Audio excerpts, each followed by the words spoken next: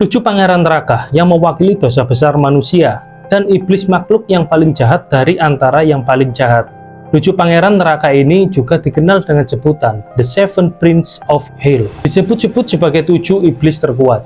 Dan tujuh pangeran neraka diklasifikasikan sebagai personifikasi dari tujuh dosa mematikan. Mereka adalah otoritas tertinggi di neraka. Kekuasaannya jauh melebihi di atas iblis dan fallen angel lainnya.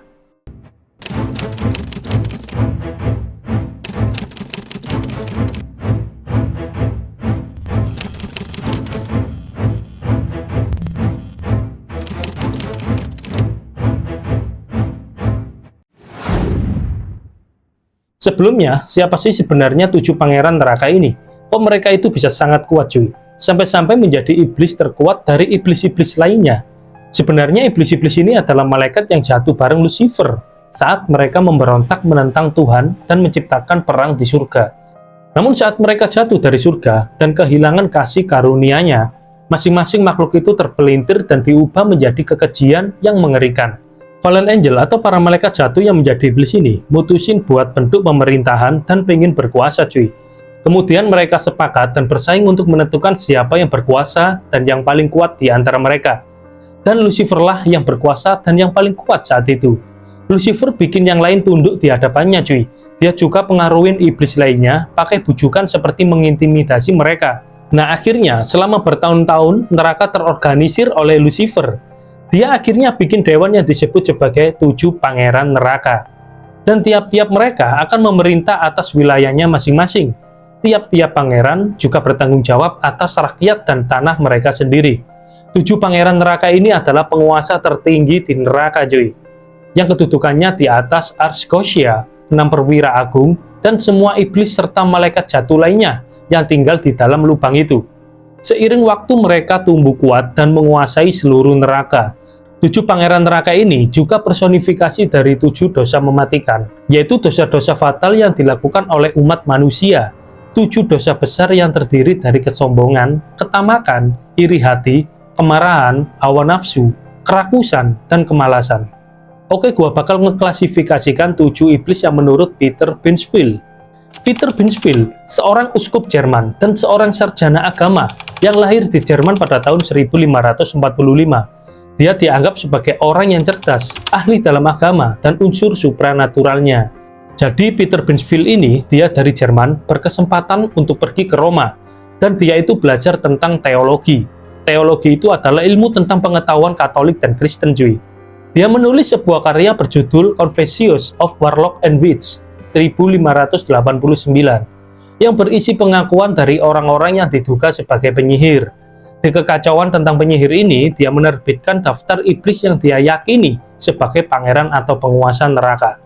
Peter Binsfeld mengeluarkan buku yang isinya adalah 7 macam demon atau iblis yang ia percaya sebagai pangeran-pangeran kerajaan neraka. Dan masing-masing dari ketujuh pangeran di neraka itu mempresentasikan sesuatu yang kita sebut dosa besar mematikan. Langsung aja kita review satu persatu siapa saja ketujuh pangeran-pangeran neraka ini. Yang pertama adalah Lucifer, yang mewakili dosa kesombongan. Dia itu salah satu dari 7 dosa mematikan dari hukum Abraham, dan merupakan yang paling keji dari 7 dosa mematikan lainnya. Karena dia merupakan sumber dari dosa lainnya, keinginan untuk jadi lebih penting daripada orang lain.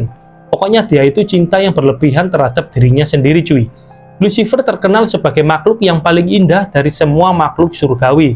Dia juga punya begitu banyak kualitas yang akhirnya membuat dia menjadi sombong. Sampai-sampai dia percaya dan merasa bahwa dirinya setara dengan Tuhan Sang Pencipta. Dengan kesombongannya itu, si Lucifer ini memimpin malaikat lainnya untuk melakukan pemberontakan melawan Sang Pencipta. Dia itu pengen nyingkirin Tuhannya sendiri cuy. Tapi pemberontakannya melawan penciptanya itu gagal. Pasukannya dikalahin sama pasukan bala tentara surga yang dipimpin sama Archangel Michael.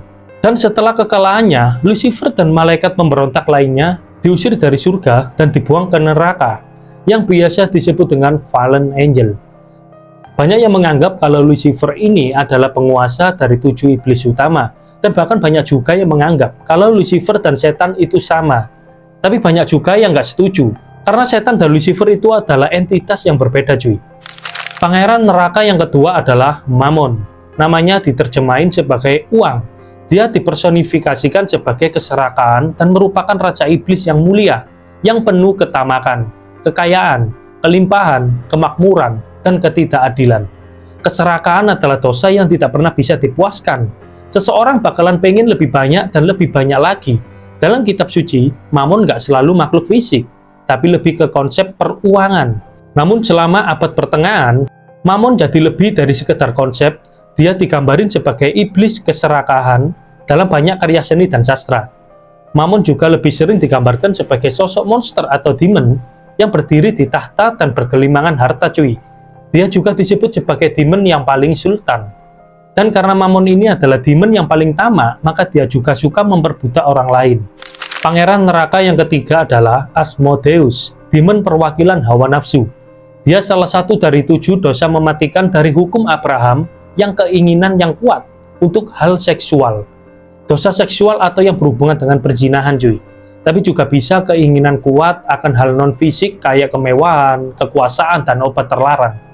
Dia juga merupakan salah satu iblis terkuat sebagai saingan berat malaikat kesucian yang disebut Jibril. Sedangkan dalam legenda Yahudi, Asmodeus adalah raja setan.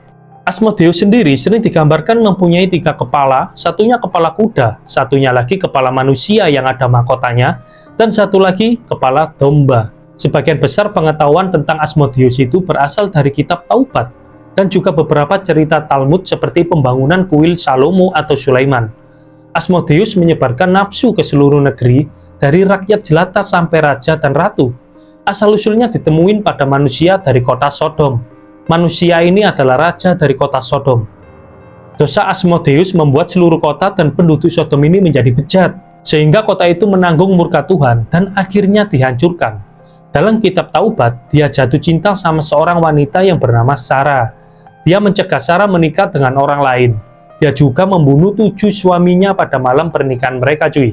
Kemudian suami ke-8 Sarah yang bernama Tobis ini bisa dianggap beruntung cuy. Dikarenakan Tobis ini sebelumnya ditetangin sama Archangel Raphael. Dan Raphael ini kasih tahu taktiknya, bagaimana cara mengalahkan Asmodeus.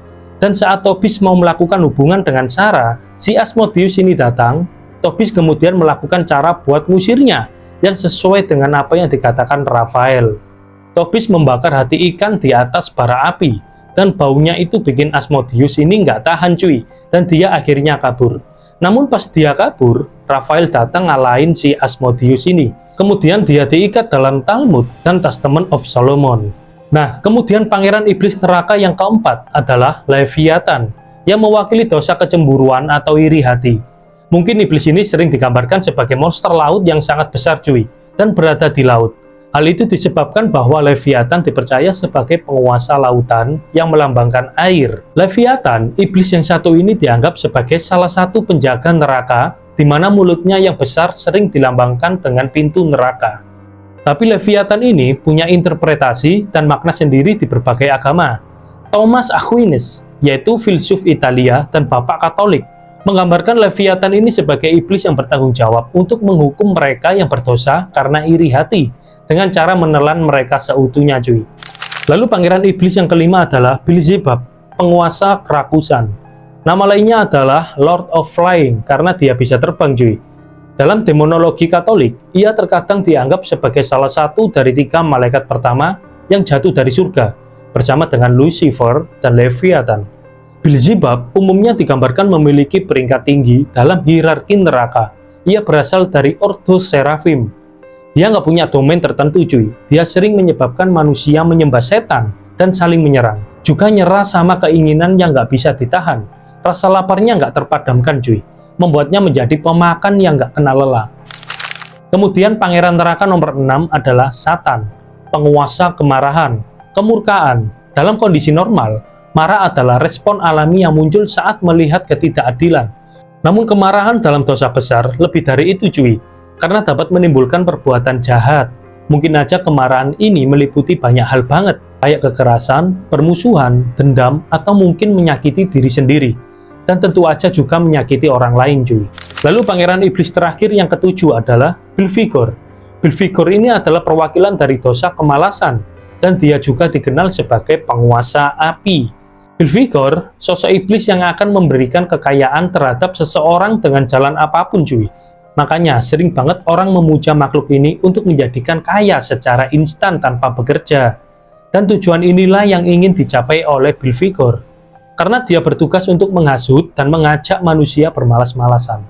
Sebenarnya Belphegor ini pernah menjadi malaikat agung yang kuat bernama Balfir ketika pemberontakan Lucifer di surga. Akan tetapi, Belphegor ini nggak bergabung sama para pemberontak.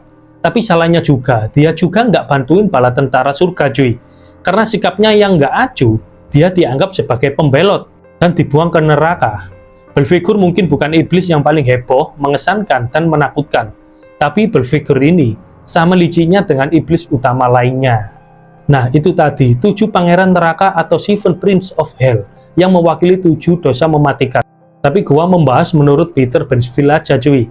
Ya kalau dibilang versi dari ceritanya banyak banget. Dan bahkan juga ada cerita modern yang udah dijadiin animenya juga. Filmnya juga banyak cuy. So, itu aja pembahasan kita kali ini. Jangan lupa buat tekan tombol like, share, and subscribe. Sampai jumpa di video selanjutnya.